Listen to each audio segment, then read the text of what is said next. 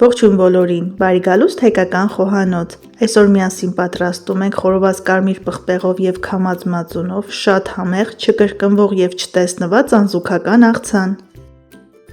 Եթե փնտրում եք նոր և հետաքրքիր բաղադրատոմս, վստահեցնում եմ, որ այս աղցանը շատ կհավանեք։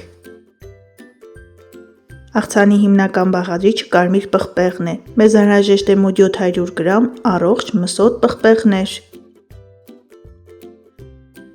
Պղպեղով այս աղցանը չկիրացնող է, թեթև, դիետիկ և պարունակում է C վիտամին։ Պղպեղը լավ լվանալուց հետո շարում ենք յուղաթղթի վրա և ուղարկում ենք ջեռոց։ Ջեռոցի ջերմաստիճանը 220 աստիճան է։ Թողնում ենք 30-ից 35 րոպե։ Առանց ջրի մեջ գցելու հեռացնում ենք կեղևը և սերմնատուփերը։ Ջուր չենք օգտագործում, որպեսզի պղպեղների համն ու բույրը արտահայտիչ լինի։ Բացի այդ, այս աղցանը պատրաստելիս ավելորդ խոնավություն հարկավոր չէ։ Բանջարեղենը կարող եք խորովել ինչպես գազի վրա, այնպես էլ ջեռոցում։ Ընտրեք ձեզ համար հարմար տարբերակը։ Չնայած, որ պարզ ու թեթև աղցան է, որը պատրաստվում է երկու հիմնական բաղադրիչով, ստացվում է չափազանց համեղ։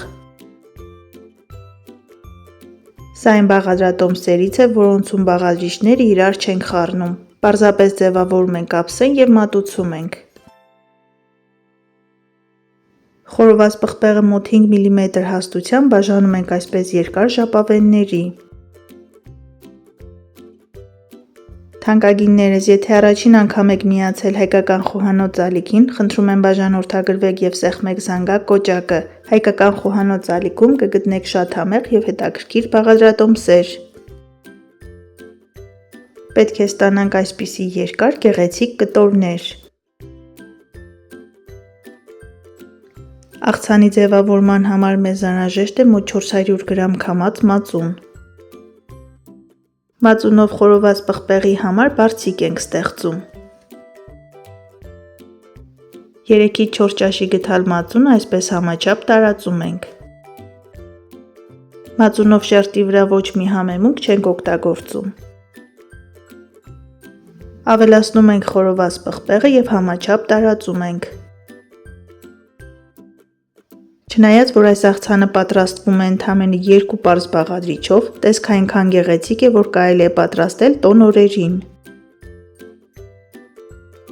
Ավելացնում ենք մի փոքր աղ, աղացած սև պղպեղ և սխտորի փոշի։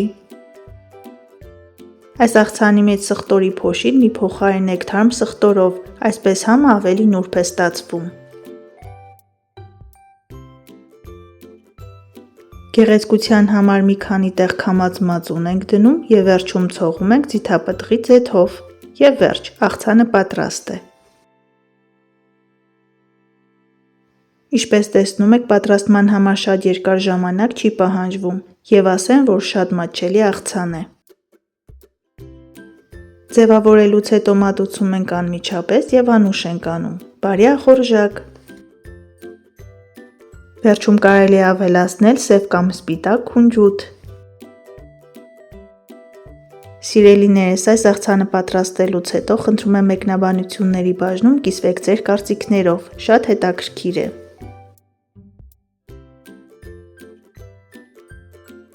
Դե ինչ սիրելիներս, այսօր էլ խորոված պղպեղով և քամած մածունով նման պարզ, սակայն անչափ համեղ աղցանի բաղադրատոմս։ Դուք էլ փորձեք պատրաստել այս տարբերակով, սնվեք առողջ և եղեք օրհնված։ Ցտեսություն, կհանդիպենք հաջորդ տեսանյութերում։